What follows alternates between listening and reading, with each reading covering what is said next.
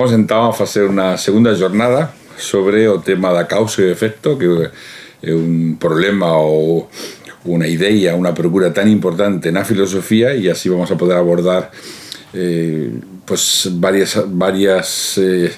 matices que generalmente non son tratados nos dicionarios de filosofía. Por exemplo, como procura a filosofía indiana en alguna das súas escolas o principio da causa e efecto, e creo que en Giordano Bruno, ¿no? Me comentaste que se ia a falar, e noutras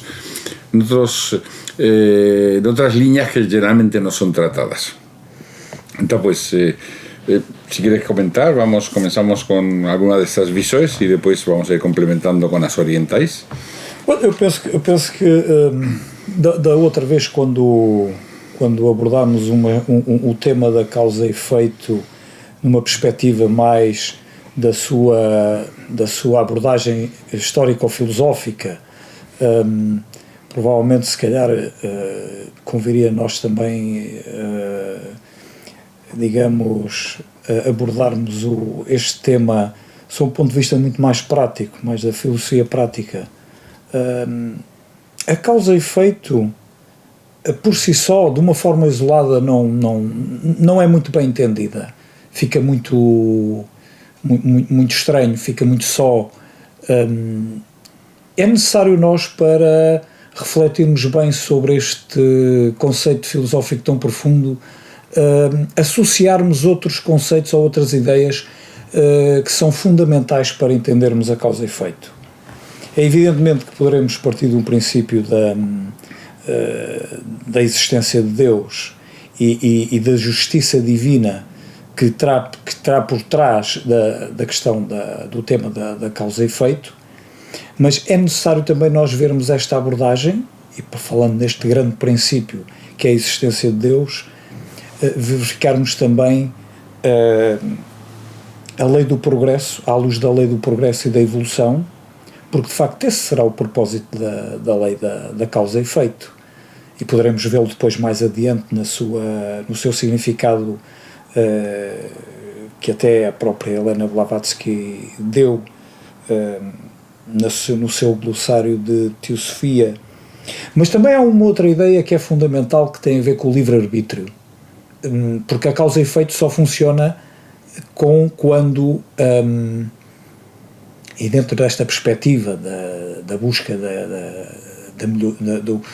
da melhoria ou da evolução como indivíduo, como pessoa humana, pessoas humanas que somos, é fundamental nós tomarmos esta consciência da existência do livre-arbítrio, porque é a partir dele que nós tomamos as nossas decisões e as nossas escolhas.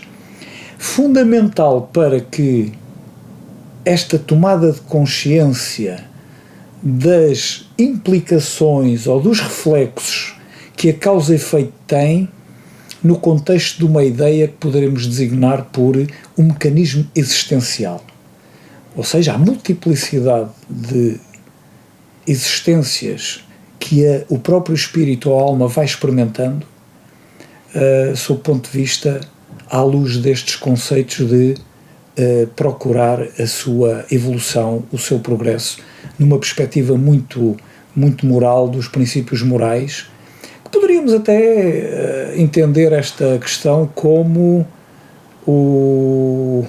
a consciência da ética.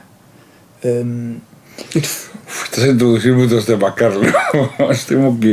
Ya van 10 ideas entrelazadas, tenemos que ir uma a uma, ¿te parece? Es que si no, no puedo interrumpir. Sim, é melhor. Entonces, vamos por partes. Vamos a ver. Causa y efecto, a crianças comprenden a lei de causa y efecto. Eso es, y yo sé que si de eso cae esa folla cae. O sea, unha causa pode ser a miña vontade, pode ser o facto de ter folla, pode ser o facto da gravedade, pode ser, mas a causa e efecto é comprendida. O que non comprendido o alcance, quizás, o cual é en realidad a causa, si a causa está detrás da nosa vontade, quais son os tipos de causas. O sea, creo que iso que temos que, o concepto mismo de causa, podemos tentar ver a profundidade. Mas eu penso que a causa e efecto percebemos. O sea, o ser humano, desde que ten conciencia mental, percebe de que há unha relación entre un acontecimiento e outro. E até os animais perceben iso cando as relacións son próximas. ¿Qué hay libre-arbitrio? Es otro tema que está muy ligado a causa y efecto.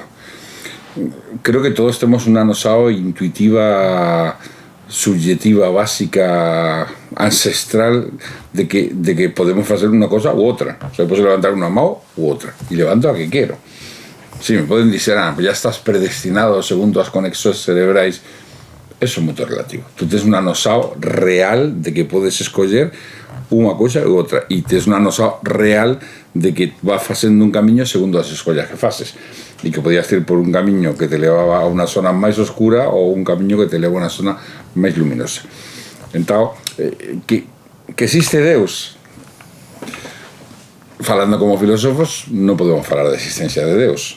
Podemos intentar crecer, y no podemos dejar a Deus a causa, a no ser que sea el concepto de causa eterna. O sea, por ejemplo, en la filosofía oriental, en la escuela Purva-Mimamsa, no se fala de Deus, o sea, se fala de karma. O sea, todo que existe está ligado y a causa eterna que está detrás de karma. En la propia filosofía Samkhya también no se fala de Deus, se fala de Purusha, que es como más que inmóvil, no genera causas, es un espíritu que no genera causas. Y se fala de Prakriti, que es a materia, que es a natureza, que danza y va generando causas, mas no se fala de Deus no sentido que tienen a nos avisado judeocristá de que o Deus produce causas, o sea, Deus se venga dos maos, ajusta y castiga a los maos, o hace esto, o ayuda a aquel que se esforza, o no ayuda si, como decían los calvinistas, si no está en la lista de los que tienen que ser ayudados. O sea, todos esos conceptos que son muy judeocristaos en la filosofía oriental no están. Y no en tanto, no sí que tenemos conciencia de la causa y el efecto. O sea, yo pienso que la existencia de Dios no es fácil de percibir, imagino que será casi más como un misterio, o sea, como una vivencia de un misterio. Mas a relacionado causa y efecto, desde el momento que tenemos mente, temos a nosa causa y efecto. Y nosa de liberdade íntima, pienso que también temos nosa de liberdade íntima. Digo esto, intenté separar un pouco os fios do que falaste. No, sobre eso continuamos. Ahora ya necesito un pouco de orden mental cuando falamos. Ya teño a cosa máis ou menos en su lugar. Agora continuamos.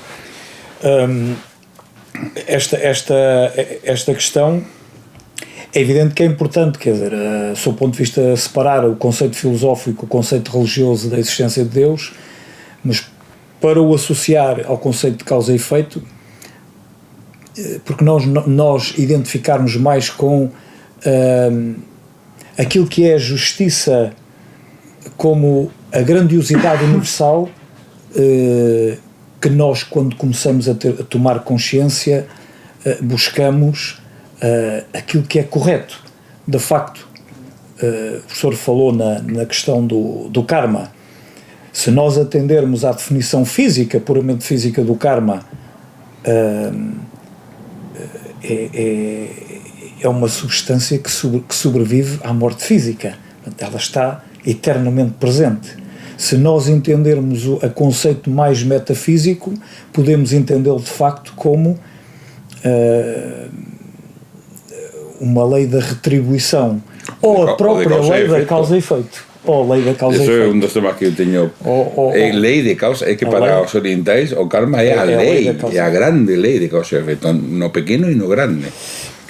E portanto, esse conceito físico, podemos até simplesmente substituí-lo pela palavra ação. É a ação. Ora, nós de facto temos nas nossas existências as ações de diversa natureza. E de facto, o outro conceito que está associado e também é necessário trazer, penso eu, que é o conceito da reencarnação. Não faz sentido nós entendermos na sua plenitude o conceito da causa e efeito sem o entendermos num plano de sucessivas existências, um pouco à imagem daquele jogo de peças de dominó, em que uma podemos representá-la por cada uma das existências, e há um que vai desencadear aquela cadeia e que vai derrubar as outras peças.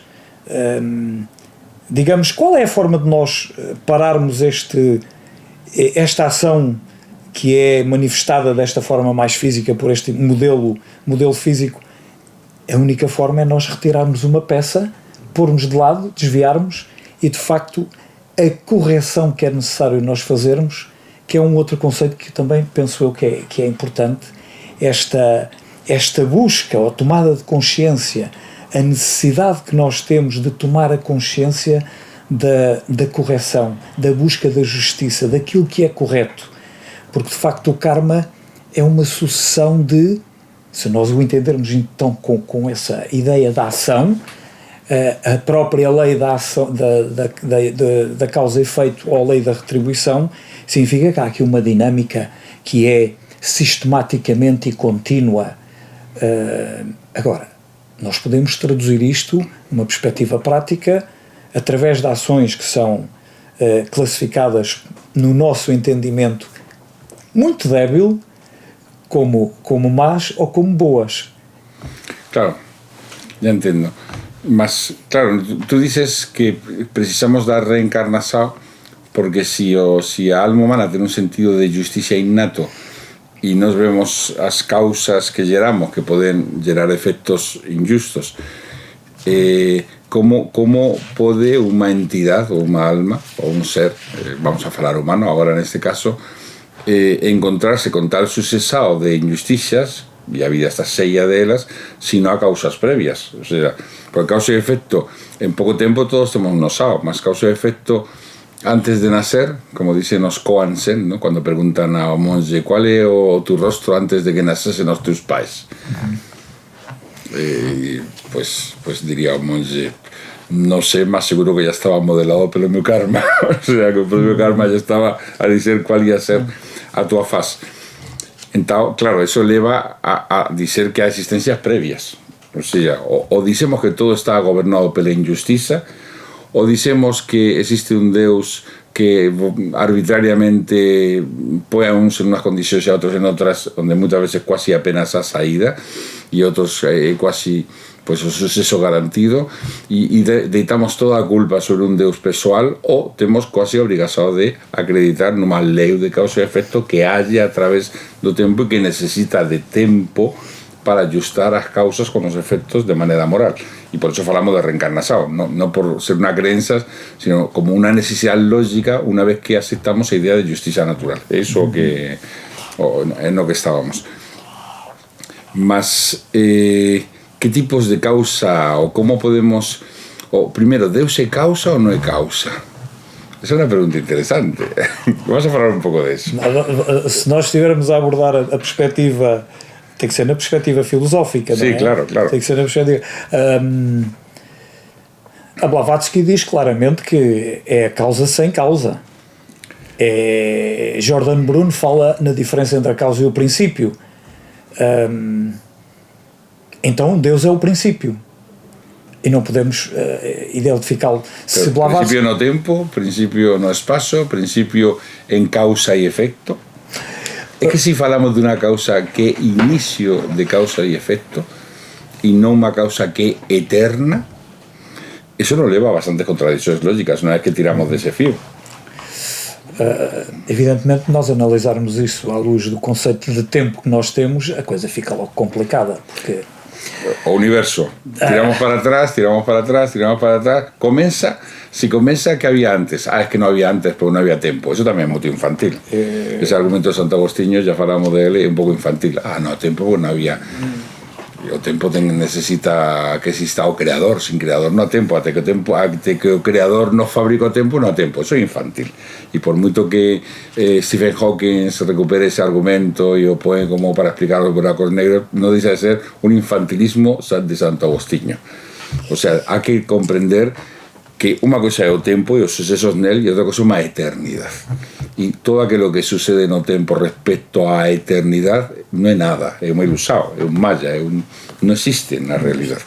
Então temos que pensar que se falamos do absoluto e non de Deus no sentido que gera causas e efectos, o absoluto ten que ser a causa eterna, e a causa eterna non pode ser unha causa que gera un efecto e ese efecto gera outro efecto e ese efecto gera outro efecto, como se fose Deus unha bola de billar que move a primeira bola de billar e depois se move outra e se move outra. Ten que ser máis ben como un sustrato universal onde todo se realiza, que como faz a filosofía Sankhya. Na filosofía Sankhya todo o que existe é uma causa eterna, que é prakriti, que é a natureza, que é como se fosse a materia primordial ou a sustancia primordial. Todo nace de lá, se face lá, retorna lá e volta a nacer, mas non pode haber algo que surja do nada, o sea, ninguna coisa surge do nada. E se temos que ninguna coisa surge de nada, obrigatoriamente, pues temos que dizer que há un elemento eterno, ese elemento eterno que ni nace ni morre e que sempre é igual e que non pode, como dice a filosofía Sankhya, é homogéneo, é eterno, nele se llenan as causas, é a causa sustrato de todo, mas non é afectado por nada. O sea, só podemos pensar de esa manera. Pensar de outra manera non é filosófico, é religioso. O sea, tenemos que imaginar que há unha homogeneidade de onde surge toda a heterogeneidade e que antes ou depois se retorna esa homogeneidade e que quizás esa homogeneidade nunca deixou de existir, como se dixésemos agora o hidrogenio, ¿no? O hidrogenio como ese átomo de hidrogenio, por ser o átomo máis simples, toda a materia se fase con o átomo de hidrogenio, todo retornará ao hidrogenio, mas o hidrogenio pode ser eterno, o sea, o si non hidrogenio nos vamos máis para atrás. Ten que haber un elemento sempre que seja invariable, o sea, si no, temos que falar de muchos elementos que existen ao mesmo tempo. E como diría Platón, non poden existir dois universos, pois existen dois e existen tres. Existe o un, o dois e aquel que vincula os dois. E iso nos leva a existen tres, existen cuatro. E así eso va ao infinito, o sea, só existe un universo. Se existe só un universo, existe só un fundamento de todo. Agora, que relación ten ese fundamento con a existencia moral? Eso sí que está longe.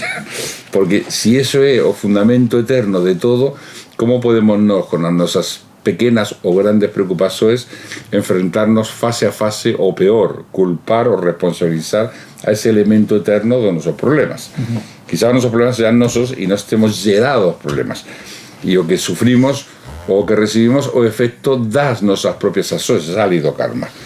E aí, en ese grande sistema, como se fose un degrau ou un máis ou un elo máis dunha cadeia infinita que gira en torno a e que toda junta é esa causa eterna, aí xa sí que non há problema.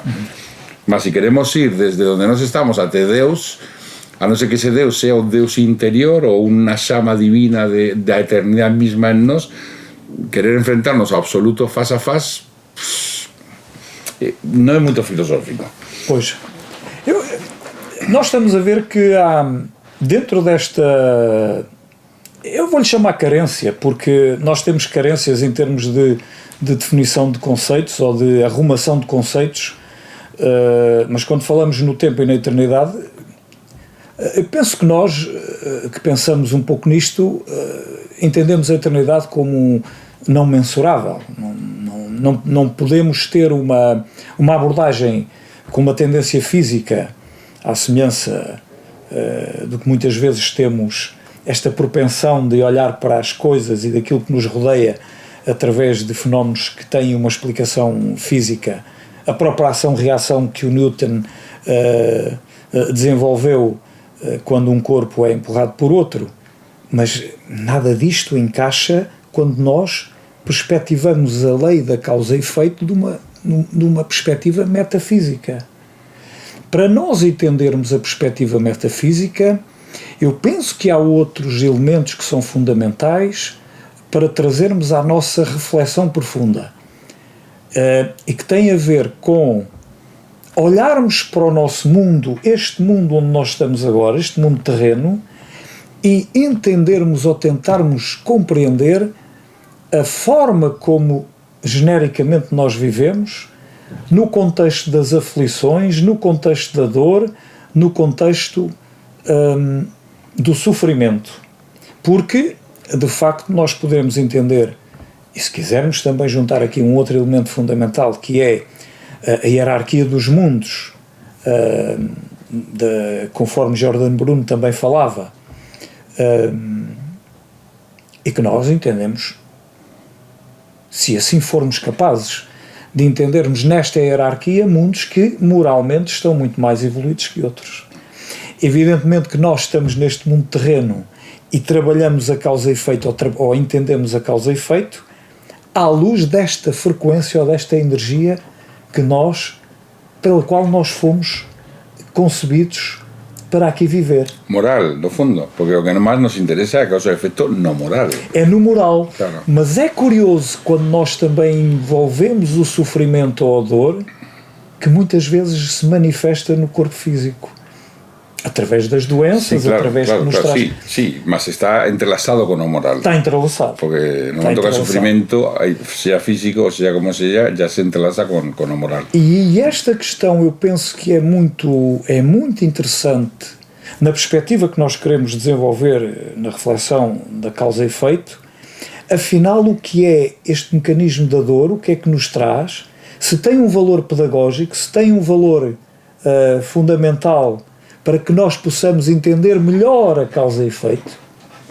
Isto na prática significa, quando eu sou acossado por uma doença grave, que me traz maior sofrimento, maior preocupação, maior discernimento por vezes, naquele momento pelo menos, de que eu estou a passar uma fase que merece uma reflexão profunda, porque me aconteceu aquilo. Onde está a causa porque me aconteceu aquilo? Porque me aconteceu a mim? E muitas vezes nós poderemos, com reflexões mais apoiadas, entender alguns mecanismos que a dor, por que razão é que a dor nos bate à porta. Mas dentro daquela perspectiva global dos seres humanos, dos terrestres, e da condição em que nós vivemos, eu penso que nós ainda estamos muito longe de entendermos de uma forma genérica e de aceitarmos os impactos e o que é que está por trás deste grande mecanismo da causa e efeito. Poderemos dizer, muitas vezes, sabemos que neste momento no mundo a ciência começa cada vez mais a interessar-se pelo desenvolvimento e pela experimentação das experiências de quase morte ou das crianças que lembram vidas passadas, ou seja, que nos trazem mais formas e relatos e dados concretos do que é que pode ser esta realidade, e poderemos por trás disto entender que isto nos pode trazer uma aceitação, uma visualização moral muito diferente, porque afinal então nós começamos a ver aqui uma lógica de existência. Mas isso, sabe, não? Da lógica que há detrás de tudo. Ou seja, a causa e o efeito. A causa e o efeito. Mas isso faz-me então deixar uma pergunta que é, mas nós sabemos que os orientais nas suas religiões já cultivam muito isto há milénios, e não é por isso que eles têm um desenvolvimento ou uma evolução moral muito mais desenvolvida, falando na sua componente societária ou nas sociedades orientais conforme nós as conhecemos. Sí, mas a sexta da dor e da morte, em geral, a visão oriental é muito superior à ocidental. A visão filosófica a visão filosófica, quizás tantos miles de anos de filosofia, onde o conceito do karma está tão presente que ainda que muitas vezes a interpretação seja um pouco escassa ou sui generis, mas a verdade é que isso desenvolveu uma aceitação que é muito superior a nossa. Ou seja, em geral, na mentalidade oriental, não só na Índia, mas também na chinesa, na japonesa, o sea, os ocidentais nesse sentido somos quase como crianças em relação à aceitação da lei. Nós nos esforzamos muito em compreender a lei, eles aceitaram e quizás já não se esforçaram tanto em compreenderla porque se encontraram com soluções ou sí, explicações tan bem feitas que disseram, bem, já não é necessário estudar mais, isso é um erro também, porque cada um tem que tentar abrir esse passo, ¿no? En medio do mistério. Mas sí é verdade que a psicologia indiana, por exemplo, no sentido de aceptação do real, é muito superior a nossa. E a aceptação da morte, por exemplo, a aceptação do destino e da fatalidade é muito superior a nossa, sem dúvida. E seguro que a vivência e o estudo do karma tem que ter tido importância nisso. Ou seja, nós não deixamos de ter uma mentalidade muito judeocrista. E nessa mentalidade funcionamos como crianças. Ou seja, a alma, en vez de asumir uma responsabilidade verdadeira, procura culpados, procura beneficiados, procura o se victimiza, que peor até, se começa a dar chicotadas, en vez de intentar comprender o sentido do real e como na natureza pues cómo se desenvuelve todo en la naturaleza, y que todo lo que nace morre, o sea, que no, y que ahora existe, y no solo existe en el ser humano, existe en toda la naturaleza, y que debe haber una causa que faz que todo esté en movimiento, que como decían os orientáis, si todo evolúe, si todo está en movimiento, si todo procura una perfección, imaginamos, si todo está enderezado a algo, además de haber toda una serie de causas, efectos, tiene que haber una causa motor. O sea, ¿cuál es un motor? Esa causa motor de esa evolução. E nesse orientais tem dado respostas muito interessantes. Essa questão da visão judaico-cristã faz-me lembrar uma passagem do Novo Testamento que eu penso que é muito interessante para nós introduzirmos também aqui um dado, que é uma passagem do Evangelho de João, que eu por acaso fiz a comparação entre uma versão da Bíblia Sagrada e da tradução do Frederico Lourenço, que fez a tradução recentemente através do grego, de uma passagem que diz, é João 5,29, em que diz: os que tiveram praticado o bem para uma ressurreição da vida, e os que tiverem praticado o mal para uma ressurreição de julgamento. É curioso, isto na versão de uma Bíblia Sagrada da edição de São Paulo, que é muito usada. Na versão do Frederico Lourenço, no mesmo João 5,29, ele diz, não diz ressurreição de julgamento, mas ressurreição, eu peço desculpa, em Frederico Lourenço ele diz a ressurreição de julgamento, na Bíblia Sagrada diz ressurreição de condenação. Ou seja, há aqui uma diferença substancial. Pois, essa palavra não é a mesma. Não é a mesma. Significa que a ressurreição de julgamento, e alguns até traduzem por reencarnação, mas é um aspecto que deveria ser mais aprofundado. Significa, se nós lermos a ressurreição de julgamento, há uma forma da alma se defender, ou há uma forma da alma se... Pois, se vai ser julgado, ainda não foi condenado. Ainda não foi condenado. Se é condenado... Já está... Claro. Ou seja, de facto aqui... significa que neste caso então, se fizer o mal, não há uma forma de reparação, não funciona a lei da retribuição, que é o outro nome que nós podemos dar à lei da causa e efeito, então aqui fica muito mais complicado entender o fundamento e o princípio da lei da retribuição. Pois, se deve entender a maneira egípcia, dado que há muitas semelhanças entre o cristianismo e a filosofia egípcia.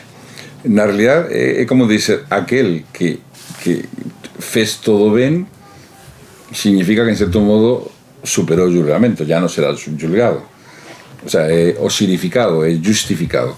Aquel que no superó significa que ainda va a tener que ser juzgado, o sea, ainda va a tener que agir, ainda va a tener que experimentar, ainda va a tener que probar, ainda va a tener que hacer escollas para ser juzgado de nuevo y otra vez encontrará a luz o otra vez tendrá que crear escenarios para ser juzgado. Es una forma curiosa de entender, porque a resurrección del julgamento significa que serás juzgado. Qual era a outra versão? A outra versão era... A outra versão é do julgamento e a outra é da condenação. Não, mas a outra versão, aqueles que não são julgados são aqueles que vão à vida eterna, não? Diretamente. Em João ele só faz estas duas. O sea, quais são as duas? Quem faz o bem é para a vida. Que faz o bem significa que no julgamento supera o julgamento. Segundo a mentalidade egípcia. O sea, a pluma pesou mais ou igual que o coração fue justificado, ya no necesita ser justificado después de sufrir, de experimentar, de hacer nuevas escollas. Pues es una forma de entender también. O sea, hay julgamento, es como decir, hay julgamento para quien faz mal, no hay julgamento para quien faz bien. Mas debe haber algún julgamento para saber que fez bien, ¿no? Sí. A lei o sea, en algún momento, imagino, fue necesario pesar na balanza los factos. Só que, claro, que resurreccione o julgamento significa que retornará a ser julgado. O sea, que será julgado de novo. É uma forma de falar da reencarnação. Até porque esse mecanismo é interessante porque se a alma, quando está a ser julgada, se levou um louvor por todo o bem que fez, é óbvio que aqui se calhar nós devemos fazer a diferença também numa outra perspectiva, que é o grau evolutivo da alma. Pues en ese sentido los egipcios eran muy exigentes. O sea, la única forma de fundirse con Osiris, o sea, ir a luz o a vida eterna, sería, digamos, traducido na religión cristã, osirificarse, convertirse en Osiris, o ser justificado, que es lo mismo, significaba no ter infringido ninguna das 42 leis de Mat. O sea, eu não apaguei o fogo quando devia arder, eu não contaminei as águas, eu não. Fazer eso era extremamente difícil. O sea, significa que no violentó a armonía en ninguna de las dimensiones de la naturaleza en ningún momento. Claro, o sea, que no bastaba hacer o ben. Alguien podía ter feito muitísimo ben, mas había ciertas infrações que no podían pasar al julgamento. Muitas, de manera que osirificarse era, no sé, un estado como podemos llamar convertirse en Cristo, convertirse en Buda. O sea, algo de un nivel extremadamente superior. Por eso era necesario retornar para ser juzgado de nuevo, porque en ese proceso hay una purificación, un aprendizaje, una dor como purificación. Y es un pouco a mentalidade egípcia. E essa necessidade é curiosa porque, mesmo que a alma tenha já uma evolução considerável em termos morais, não será que ela tem necessidade de ter o retorno ou a avaliação do poder divino para, mesmo praticando o bem, dizer assim, não, tu praticaste o bem. Evidentemente, se for dá prémio, dices. Uma espécie do prémio, um louvor. Eu não creio que a alma necessite prémio. O prémio é ela, é a sua natureza. Como vai necessitar prémio a alma? Mas, de quê? Que prémio pode dar a alma? Se nós entendermos, por exemplo, as almas mais em caminho mais de privação, de expiação, mas a purificação é o prémio.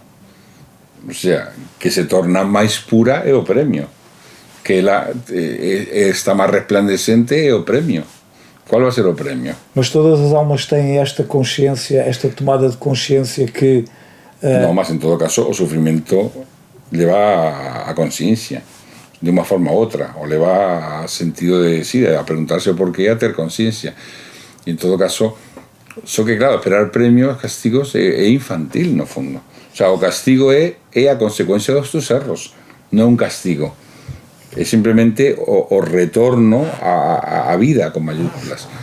E como dicía Platón, dice que cuando a alma faz algo mal, até os criminosos se diz que, salvo que sean psicópatas, cuando facen deixan sinais para ser apañados.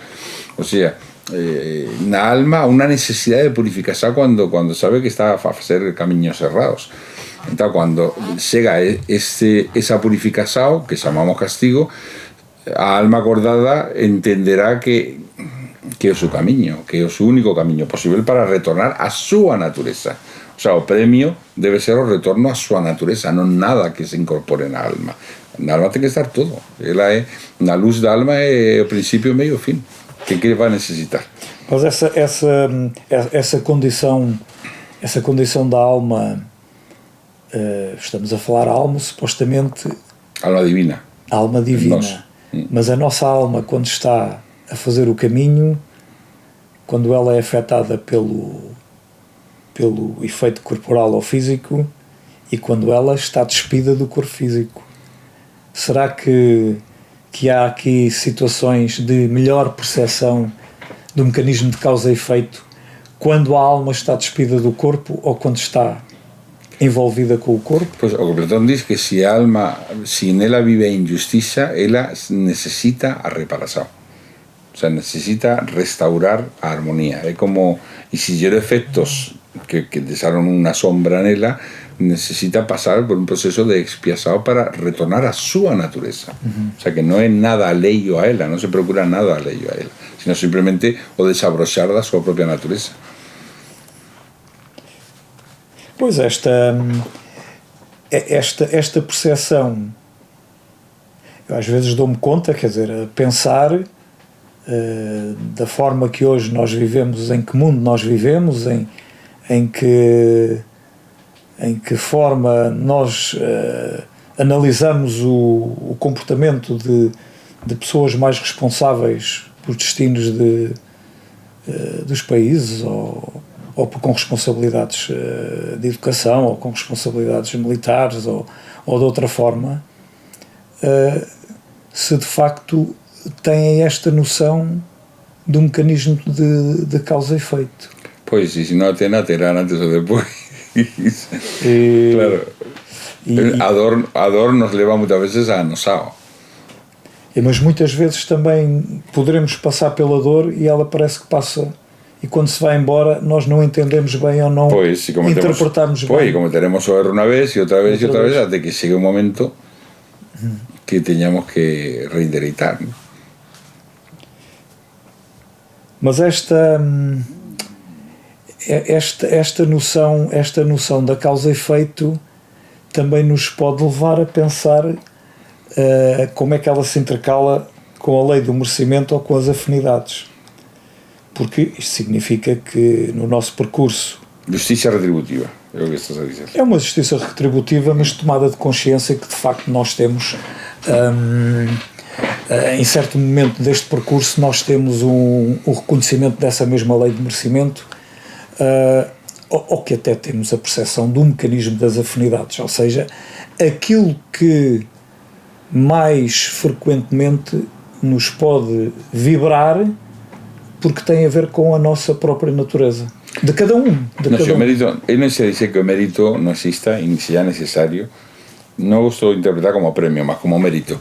Yo creo que toda conquista da alma, todo aquello que a alma adquiera es por mérito. Todo. Ese mérito es efecto natural das suas ações. Podemos chamar ese mérito premio, mas non é un premio, é a natural conquista, é o efecto da tua ação. O sea, un premio, entender o premio como efecto da tua ação, no, é una conquista, é legítimo, quer dizer, é inevitável. O sea, un premio puede ser recibido o no, mas aquello que a alma quiere como mérito, o sea, que conquista, eso no es natural, no es un premio. Un premio indica una voluntad de alguien que premia. En este caso es una consecuencia. Y en la doctrina secreta de Blavatsky se fala claramente que todo de grado evolutivo, de todo que existe en la naturaleza, es por mérito. O sea, no a premios, es mérito. O sea, todo el que llegó a Cristo llegó pelos sus méritos. O Buda llegó a ser Buda pelos sus méritos. Sí, fillos de Dios somos todos. Mas pelos sus méritos llegó a ese degrado. Esa avisado. Toda cualidad presente en la naturaleza es porque a vida llegó a un degrado pelo a su propia impulso. Méritos, no méritos morales no sentido humano, mas méritos como de que a vida debe que avanzar y avanzó y llegó a corriente de vida. Esa es un poco la idea de causa y efecto y que concorda mucho directamente con la filosofía indiana.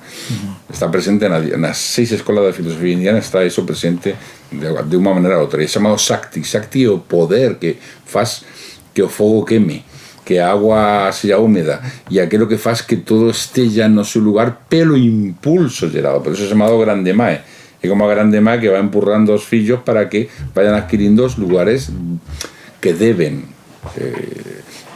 O sea que no es premio, es mérito. Mérito e premio não são exatamente palavras iguais. Pois não são. Eu quando falei na lei do merecimento é no sentido do mérito, quer dizer, não é. Nós sabemos que temos muito esta.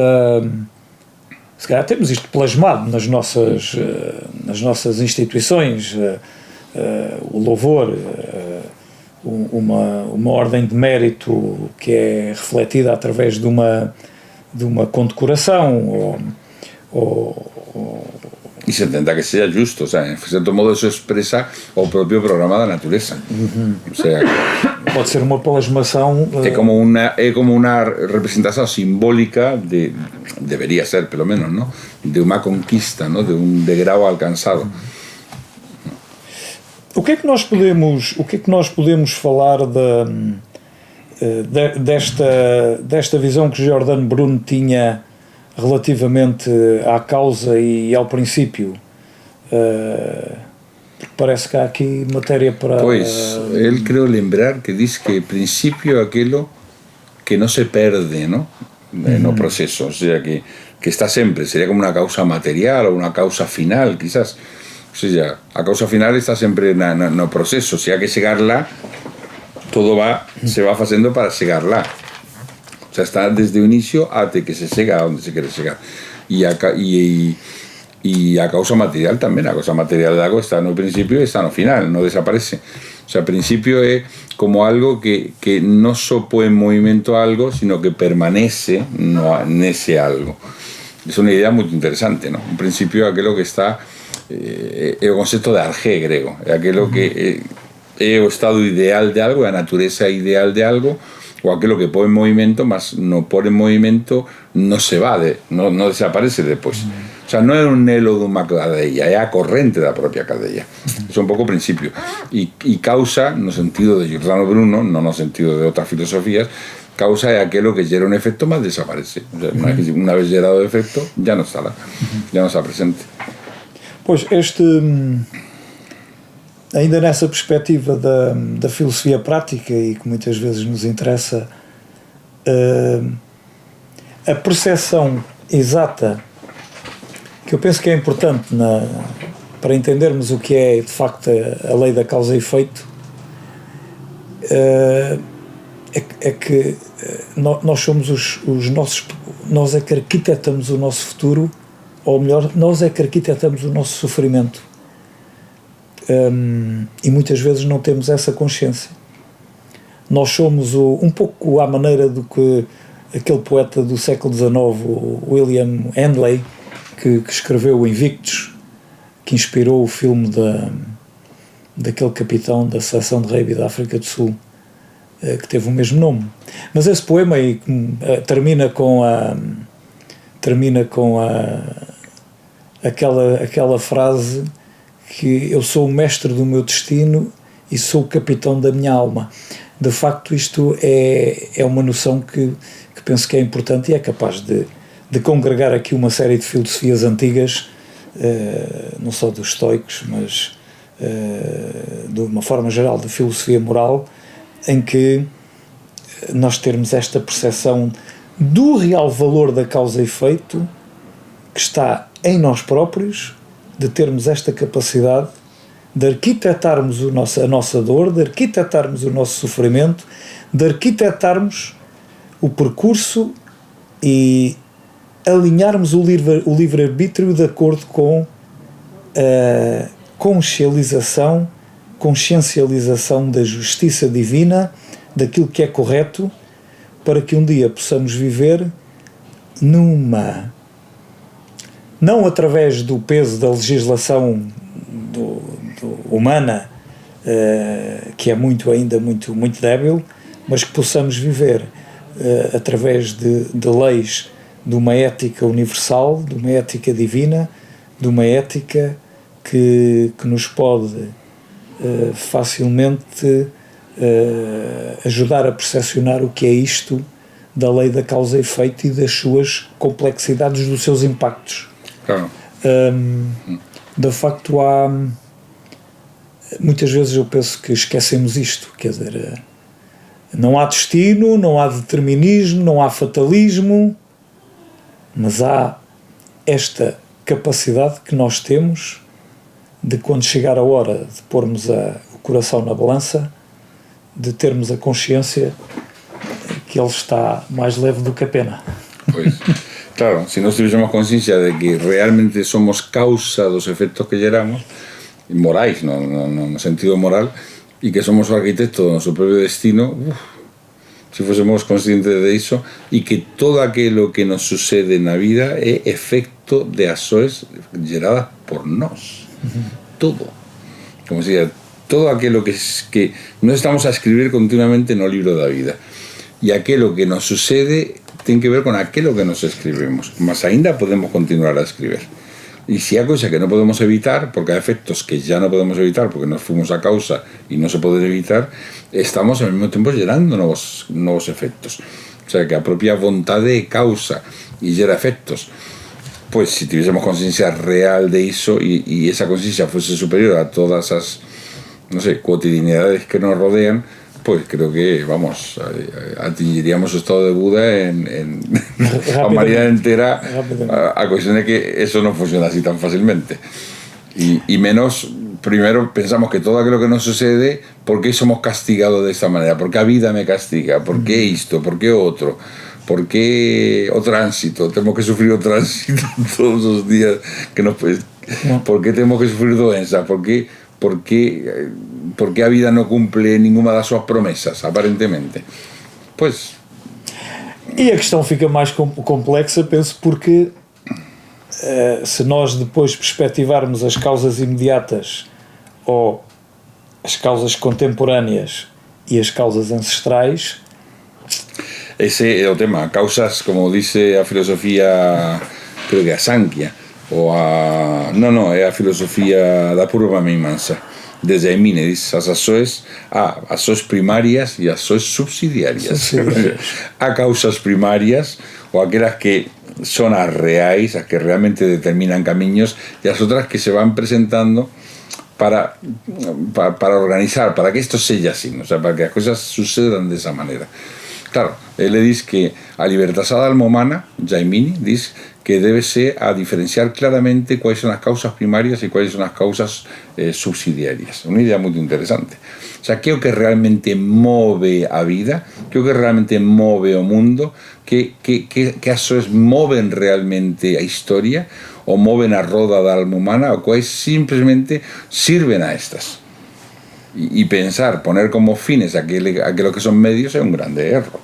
O sea, tenemos que saber qué es importante y qué sirve importante. Cuando se misturan las cosas, pues ya no está cabeza para arriba y los pies para abajo, sino al contrario. Y los pies sirven, más los pies sirven para caminar. Y la cabeza sirve para pensar. Cuando alteramos esa orden, para percibir cuáles son las verdaderas finalidades de la alma humana, cuál es su camino real y qué sirve a eso, que es medio. Mas é meio, no é fin. Pues esta filosofía dice que a sabe da libertad. Y muchísimas otras cosas que dicen sobre la causa y efecto y la teoría de causa y efecto que no nos va a dar tiempo a desenvolver, más que ya en algún otro momento, no en la siguiente sesión, mas en algún otro momento veremos a teoría da causa y efecto nas 6 escolas de filosofía da India, ¿te parece? Porque esto ficou moito no papel y ainda deberemos desenvolver. Mas para el próximo tema vamos a salirnos de acá y vamos a... ¿Qué te parece si tratamos el tema da unidad? O concepto da unidad. O qué é a unidad? ¿Qué quiere a unidad? ¿Cómo se llega a unidad? ¿Se perde a unidad cuando se convierte en pluralidad o no se perde? Todos esos temas son temas interesantes para refletir. Vamos falar na unidade. Ok. Si llegamos a hora da unidad, ¿qué falemos? Muy bien. Pues aquí marcamos para el próximo encuentro. Etimología das palabras y conceptos filosóficos y va a ser sobre la unidad. Okay. Hasta luego. Hasta luego.